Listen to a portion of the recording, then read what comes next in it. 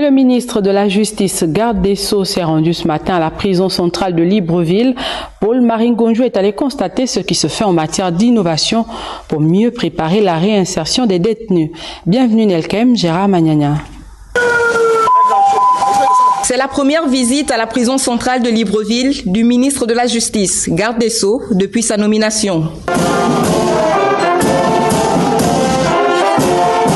Occasion pour Paul-Marie Ngonjou de s'imprégner des conditions de détention dans ce milieu carcéral. On doit reconnaître qu'il y a une grande évolution dans la structuration de la prison centrale de Libreville. C'est ce que j'ai pu noter, évidemment, avec tout ce qu'il y a comme commodité.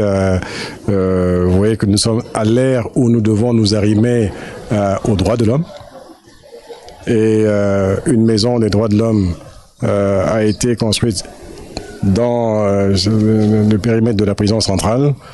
Mais il y a beaucoup de choses encore à faire sur ce plan-là. Au cours de cette visite guidée par le général Jean-Germain Effayon-Onang, le ministre en charge des droits de l'homme met un accent particulier sur le programme d'insertion et réinsertion des détenus.